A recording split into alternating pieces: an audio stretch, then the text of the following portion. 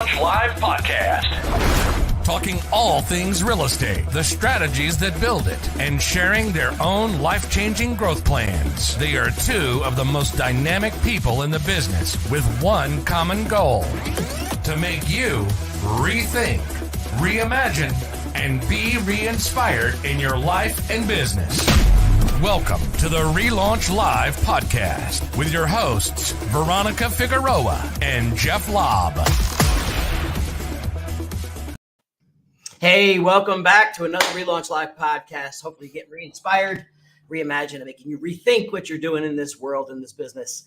I am missing, unfortunately, my lovely co-host today, Miss Veronica Figueroa. She is out traveling somewhere above the ocean somewhere, so she'll be missed. But I am joined by an amazing guest, and I'm super excited to have him on today, Mark Choey from HighNote.io. Mark, welcome to our show today. Thrilled to have you, man.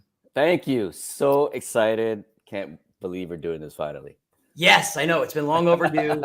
And we always look to find amazing guests with amazing stories because, you know, so many people get stuck in this business. You've been in it long enough to know people get stuck. They get in slumps. They don't know where growth is going to happen from. So, you know, so many people I don't think know your story. They don't know where Mark evolved from and where you are today. And it's always about the story, man. It really Always. is. The story is the best part. Yep. Yeah, the struggle. Yep. So you reside where? You're out West Coast, right? I'm in the West Coast. I'm in San Francisco. Yeah, man. Just moved out of the city and I'm in the burbs. So Burlingame, just about 30 minutes south, 20 minutes south, right before COVID. Thank God. Thank goodness. Thank God. Yeah. Good timing on that part. Timing is everything too in real estate. Timing is everything in life. Yep. For sure. So, you know, so I've known Mark a long time. And, you know, some people don't know where things started. And I got to tell you, knowing when you're at an agent level and you're just getting into either a market or a changing market, you know, there's a lot of fear. There's a lot of unknowns. And I think you've faced just about all of them probably. So let's talk about how did Mark get into the real estate space? Like day one, how did you get there? Oh, that's funny. Taking it way back. So I was working at Citigroup in their emerging technology group in New York. Yeah. And this was back in 2003, 2004. Real estate was really taking off and it was becoming the place to build an investment and to build passive income. The rich dad, poor dad, and the all of the people touting real estate passive income. And I started investing in real estate and buying and selling on my own. And then I got married and I moved to San Francisco. And as I landed in San Francisco, the market was even hotter in San Francisco. And I quit my job and I said, I had quit my job before I moved to San Francisco, but I said, all right, let's do real estate as an investment. Let's build a portfolio. Let's build a whole bunch of passive income investments. And as I was looking for real estate, I had befriended an agent. And this agent, Chris Lim, who's now president of Christie's International Real Estate, and my partner at Climb, he said, you know, we became friends quickly. He was my agent. He was helping me source properties, investment properties. Yeah. And pretty soon he just said to me, you know what, you should get your license and be a real estate agent. And I was sort of like taken aback. I'm like, what? No, that's your job. Like, I don't want to be an agent. But, you know, in real estate, when you're investing in real estate, it takes a while to build up a portfolio. And it takes a while to generate cash flow. So I said, okay, maybe I'll get my license and maybe that could help with the investment business. And, you know, the rest is history. I got my license. Now you were an engineer before. Like what was your core career? Yeah. So I was in the emerging technology group in Citigroup because I was an electrical and computer engineer. Wow. And I studied AI. I studied wireless communications. We were looking to apply cool technologies to Citigroup's core business. And so that's what I like. I like taking technology and applying it to everyday problems. And so that's what I like to do. The bits and bytes are interesting, but not in its own right. It's really the applications. What does technology help you do? What does it enable you do that you could not do before? And so that's what I love, right? I love finding tech and improving our lives or improving our income or whatever it may be. So I approach real estate with a tech mind, and so I got my license, and that's what I started to do. I started using technology to figure out how to sell real estate. That market you're in San Francisco is hyper competitive. Price points are strong there, always been strong. How do you get into, so did you have, did you just start as an agent? Here I am, I'm going to just figure it out on my own. Did you have a mentor? Did you have a coach? Did you say, I'm smart, I'll do it? Yeah, absolutely. All those things. And, San Francisco is competitive, but I tell you, there's one motto and adage that I really like. And, when you grow up in New York and you grow up in New Jersey, where I'm from, Bergen County, New Jersey, Teaneck, New Jersey, right? Yep. And I went to Rutgers, so I'm a Jersey boy through and through. Yes. You develop a toughness and a grit that I think that is great to be a part of. Not everyone, but you can, right? And there's a hustle, there's a Jersey boy, there's an underdog mentality, chip on your shoulder, grind it out, right? Like the Rutgers football team, it's keep chopping, right?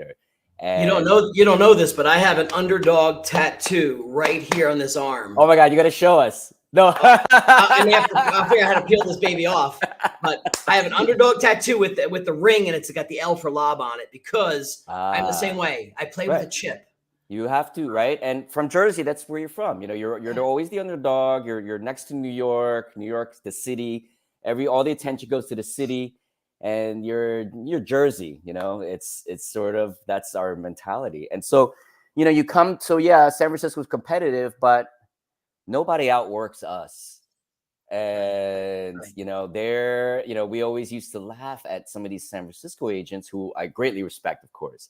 Sure. But they on Saturdays they don't work, and they're up in Napa Valley. They're up enjoying hiking, and they're wine country. And that's why I moved to San Francisco, because the quality of life is so high. Yeah. But we were hustlers, so we really outworked. We worked hard. We just worked really hard. And so, sorry, I forgot your original question now. No, so just, so as an agent, how did you evolve then from an agent to more than an agent? How did you differentiate yourself? Yeah. No agents struggle right now. They struggle. Yeah. How do I make myself different? Absolutely. And, when I got to San Francisco and I got my license, and I learned under Keller Williams, I got the Red Book, the MREA book.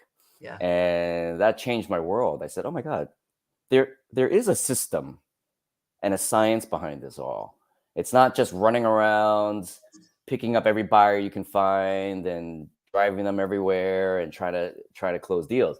There's a system here and a methodology, and it works. And Keller Williams built their brokerage on this system. And I said, this is what we're going to do. Right. So Chris Lim, I reached out to him. I said, hey, look, you help me get my license. We should start a brokerage together. Huh. Yeah. And I said,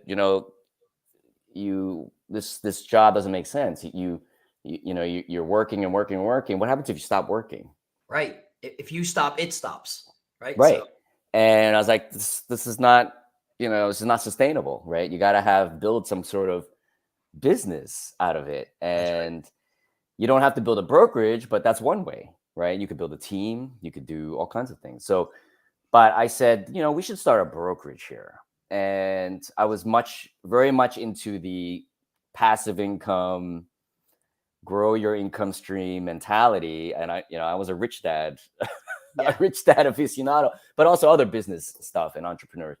So I said, we need to start a brokerage, and it needs to be about urban. It needs to be about downtown. It needs to be about lofts. It needs to be about what New York City is about, and high rises, shiny city living, because San Francisco didn't have that at the time, and they were going that way. You could see it. And in 2004, 2005, 2006 timeframe, there weren't many high rises. There were, but if you check with the planning department, that was the plan. They're going to turn this entire area of warehouses, garages, factories, old factories into a new urban landscape and go up. Wow. And I said, this is where we need to plant our flag, right here. And we need to own this market right here. We have a chance. And, one thing, you've been around a while, I was at my 40s and you realize you don't get many shots at life. You don't get many shots on goal. That's right. And when you have a shot on goal, and you're from Jersey. Talking to me. You're talking, my lacrosse coach is coming at me right now. Yeah. And Rutgers has a great lacrosse team now. Yes, they do. Yes. We're But studs. yeah, so when you have an open shot, you have to take it. Yeah. And you have to make your best shot. And so, I saw a shot and I said, my God, I will kill myself if I don't take this shot. And the shot was build a brokerage and go for this market, this new market that was opening up in San Francisco. Yeah. We'll regret it if we don't. And, we have to build a brand and we have to build a new one to focus on this area. And so anyway, I hope I answered that question. You did. So did you go, when you start with the brand, so you're agent, you go to you understand the team model, you found the spot home that you think you can dominate. I love the word dominate. Let's dominate this space here. Yes. And then you're going to create your own brand. Like magically you're here. So did you just go straight to brand? Did you start with the franchise model first or right to an independent, your own thing? So my partner, Chris, he's a marketing and sales genius. And he worked hard on building a brand. And he said, we did name studies, we researched logos, we did all kinds of, understanding of how to position ourselves differently. Yeah. And when you look at that's the number one thing. It's almost like it doesn't matter what you do, it's just got to be different. Yep. And it's got to be noticeable, and all the brokerages at the time were companies like Hill and Company. Yep. They were Coldwell Banker. These were big names at the time. I can't remember all the names, but they were basically all names of people. Right. And they were all old traditional brands, and very traditional, typically what you would expect in a city such as that. But we were changing. So we said we needed a fresh brand. We needed a new look. And we needed something not someone's name. Right. It couldn't be universal to everything. Yeah. It couldn't be like Lim or Choy Lim or right. Chris Lim Real Estate or Mark Choey Real Estate. Right. And so Climb was the name of the brokerage. And it has initials, right? So, but initials of us in there, but that's not the point. Oh yeah. There you go. Climb. And it's an aspirational name word, it means go up. It means keep going. It means achieve, and Climb was born. Now we didn't start off as an independent brokerage yet. Okay. We started off as a team. And there's a lot of things to figure out as a team. Yes. And first, logistics and operations and, trusting, building a team and marketing and what's your strategy going to be.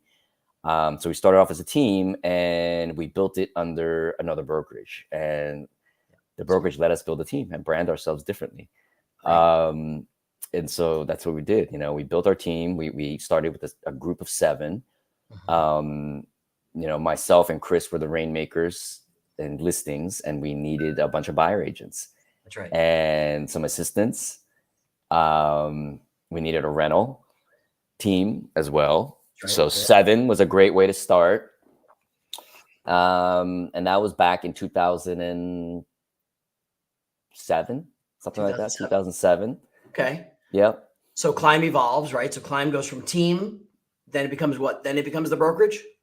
Yeah. And then so we started growing, and our strategy was to focus on the condos. And so back then, condos were seen as a lesser form of real estate. Really? Oh, because it wasn't as luxury or stately or. Yeah, it wasn't like the mansions. It wasn't like the Victorians. It wasn't like the Edwardians, by the establishment, right? Right. Plus, they're a lower price point, right? So like, hey, you're selling a condo for $500,000. How cute, and then, they're selling homes, and I said, okay, that's fine. We'll take this we'll take the stuff you don't want. Yeah, the secondary. Yeah. But we knew they were planning 40,000 homes in this neighborhood. Jesus. And we did the math. I did the math, and I said, this neighborhood, Soma, South of Market, District 9, South Beach, Mission Bay, all this is probably going to be the number one district in sales volume if all these things get built. And at the time it was a fraction of it, but I said, let's just keep focusing in. And then I also said, well, you know what? You can't live in a condo forever.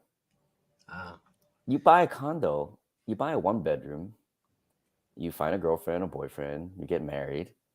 You can't live there forever. And it's going to happen quick too, right? You're there for job. You're going to change jobs. So I said, well, the turnover is pretty high and the upgrade potential is high. So you get one transaction, you put the buyer in. That's right. And then they resell quickly. And when I mean quickly, it's anywhere from 2 years to 7 years. Yeah, like quicker than a regular home because absolutely life events happen. And this is so home to me because when we teach a lot of our geographic farming, I talk about what I call it a feeder program. I do a whole sports analogy because you have to have a feeder program. Like it's got to feed. And your story right there, exactly how we teach. It's the feeder program. It feeds. You get them in, then you get them up and out. And we've even seen some come full circle where, 20 years later, they want to downsize now or divorce happens or something. And they come back down to the condo or townhouse because of the same thing. And that's critical. You need to be the realtor for life. You need to be a real estate agent for life. And I quickly learned that hey, I'm putting all these buyers in. You know what? I need to stay in touch with these buyers, because they're going to be sellers and then et cetera. So, but then not only that, they're buyers again. So they buy on 4th Street and they sell and they go buy a larger unit somewhere in the city or maybe somewhere outside the area. So you get 3 transactions in one. Right. That's the way we looked at it. And I said, just keep pounding away on the buyers here, the new construction buyers. There were tons of new construction. And you could mark, and it was great because 200 units go up, 500 units go up, 600 units go up. You just focus on one building. You can literally sell that one building. So we mobilized the entire group to sell one building. And, there's an event, there's a sales event, get all your buyers in, get the best pricing. Pricing would go up and, market to that one building. And sometimes we'd capture on our best building, we captured 40% of the sales in that building. Wow. Just representing buyers. Yeah. That's huge. And then we grew. We were 7, 10, 20. We grew to 25 agents inside this brokerage. We ended up becoming a quarter of the brokerage volume. Yep. And then it became Climb. The name started growing and we started getting a lot of influence and we started to overshadow. I felt like the owner and the leadership there felt like we were overshadowing them and the brand. We had to break off. So I wouldn't say overshadowing, but there was definitely some rifts going on. And stepping on toes, et cetera. So, we said, hey, this is the time that we split off and become independent. And when we did that, it was during the peak of the Great Recession, 2010. Things just fell off the cliff. Yep. Right. And I said, you know what? When everyone's contracting, they're closing offices, they're cutting down on advertising spend, they're cutting down on everything. This is when we should expand, actually. So I said, and we both kind of agreed, when everyone is retracting and when it looks bad is when you should be doubling down. And, from the analogy was there's a magazine, the magazine, real estate magazine, everyone was buying advertising in there. Right. All of a sudden it cut down to half. Yeah. Yep. And then we said, well, and then the rates dropped to 50%. I'm like, wow, if we buy more advertising in here, we're going to have like a bigger share of this magazine. We should do that, you know? And so it was like that. We got an office and we doubled down on all our advertising. Wow. And so when everyone contracted, we expanded. And then so we grew much faster as a result. So that's a life lesson right there. It's sort of like that's a lesson for right now. If you're listening to this right now, when the sheep are going off the cliff, you know, you got to go the other way, right? That's right. You got to go the other way.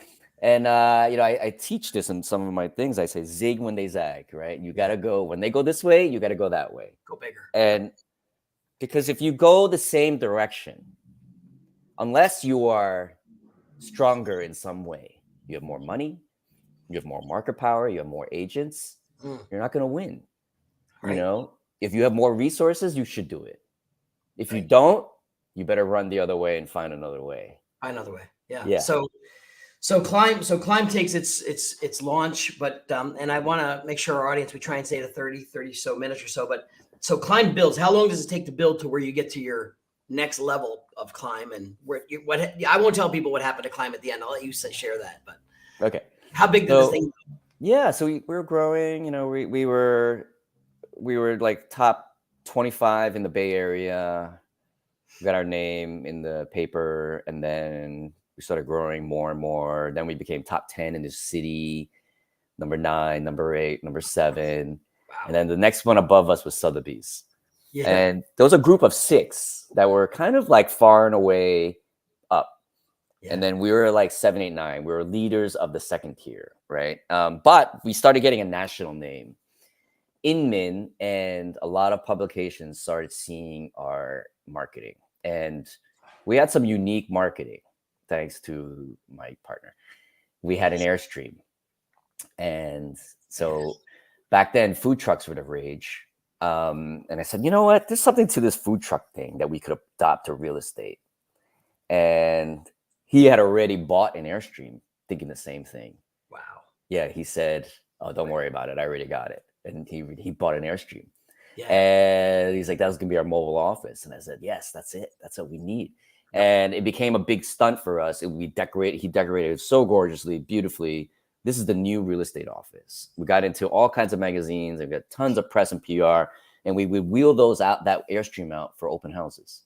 Yeah, that's awesome. So when we tell the seller, hey, we're going to list your home and this is how we're going to market it. We're going to bring an Airstream out and attract people to your open house. Oh my God. Done. Awesome. Where do I sign? That's amazing. So this is how you stand out. You got to stand out. And, you know, then we started, our website was different. You know, Facebook was just taking off. And so our agent bio page, we made it very Facebook-like. It was about the agent and their personal life, not about their professional life. Everyone's got the same headshot and website on real estate brokerages. So we just made it personal instead of like everyone at the tie and sitting there and blah, blah, blah. It was more of like, what's my favorite food?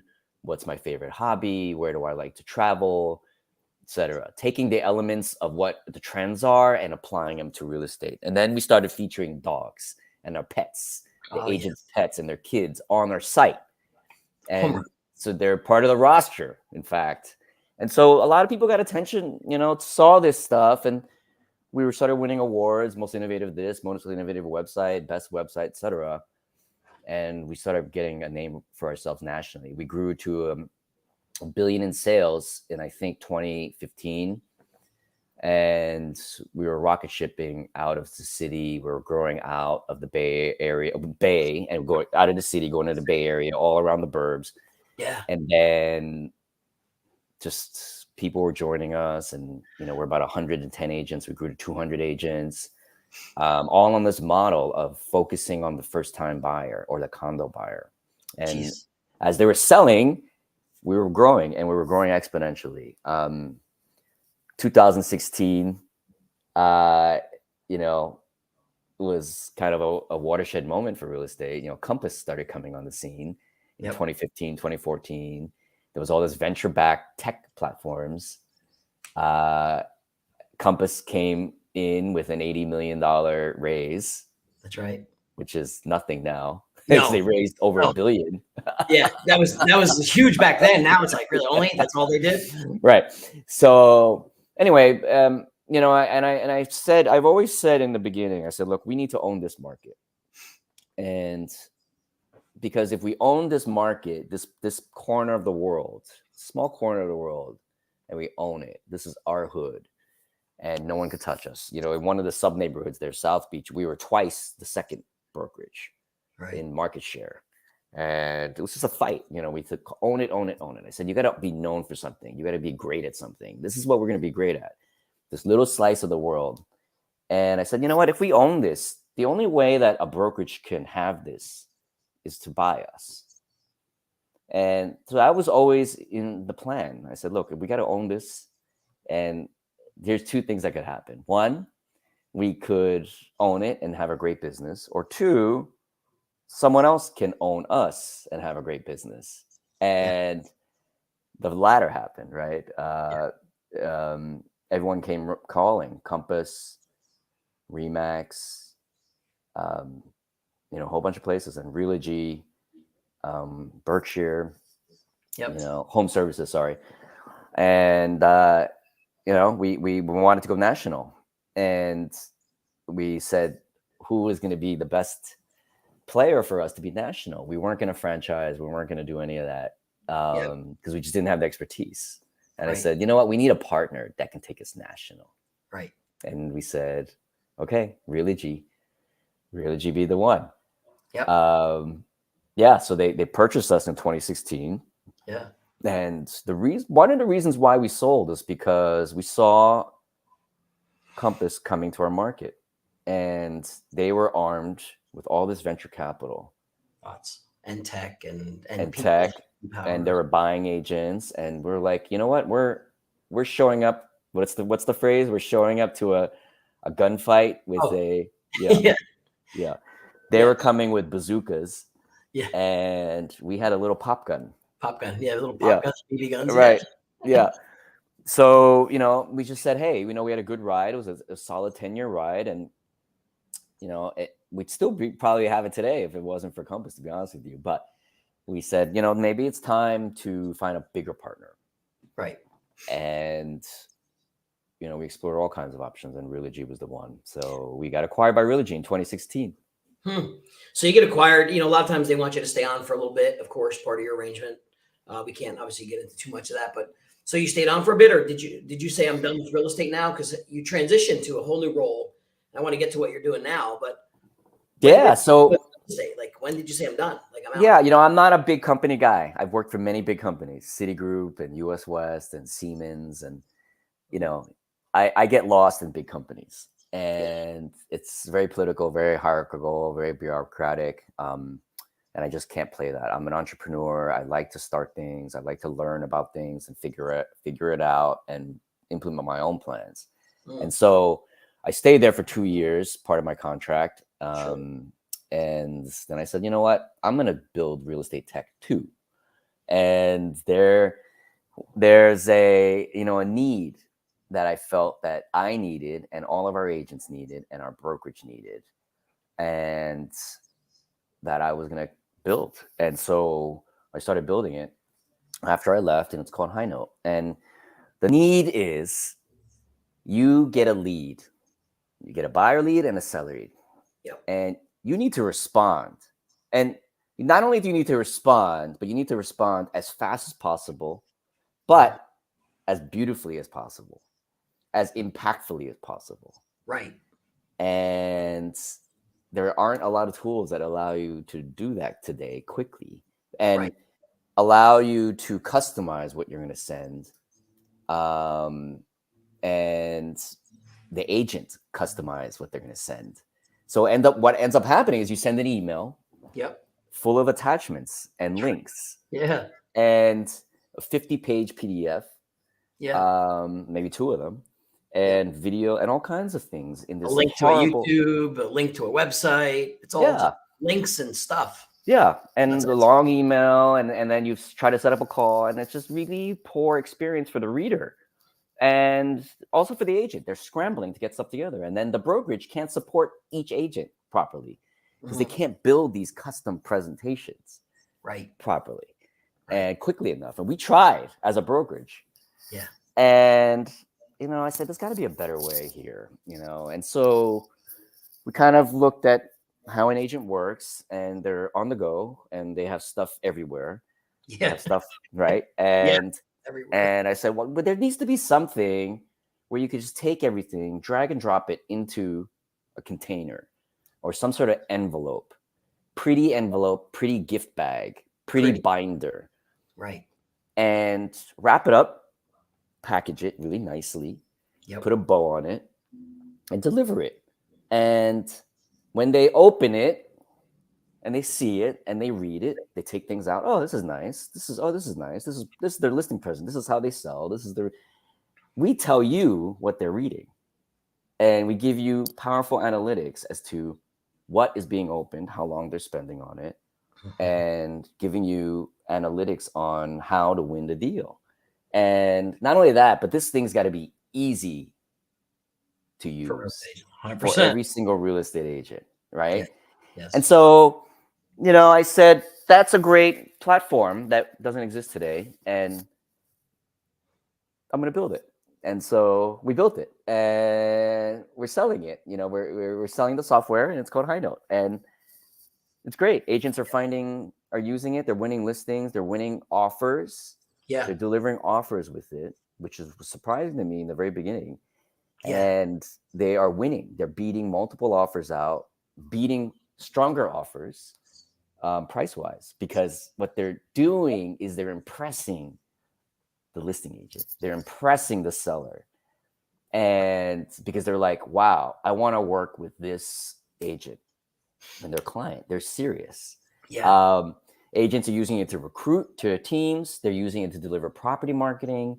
They're using it as all kinds of ways to stand out, to make themselves look good, to make themselves a better agent, and to be competitive. Sure. And so we've tapped into a need, just because I was an agent and I needed this too. Yeah, you needed it. Right. I had an itch to scratch. And they always say, if you're going to build a software product or something, scratch your own itch, right? And because probably someone else has got that same problem, same itch. Yeah, and I think it's also a technological gap in the space of tech, because email is just email, and attachments are sometimes not deliverable. They're not pretty. There's no visual context to it. It's just a hot mess of delivery. So I think that that need, I think, is in so many other fields too, in so many other areas of sales and marketing, that because email is just going to always be really email. Absolutely. And, that was the one thing that kind of dawned upon me. I was like, the main platform that we all spend our day in, real estate agents too, especially, they spend 85% of their time in email. Yeah. And email really fundamentally has not changed since it was invented. No. Your first email client was Eudora or whatever it was, AOL, Yahoo, whatever, Hotmail. It's the same. A list of messages full of attachments and links. And it has not changed. There needs to be a real estate platform, a platform for agents and buyers and sellers to do their business on. Yeah. And ideas, for those who are trying to visualize some of this too, but if I was an agent that wanted to differentiate, I could have my one branded page be like a pre-listing package with all the cool stuff I want to send about my team, a link, a video, and then I could have a listing presentation. I could have an after I close presentation. There's so many cool ideas that you create them. Absolutely. And they're sending, hey, you're in contract, right? Here's what to do next. And then here's what to do next. A whole list of things that are beautiful and the same and sent each time.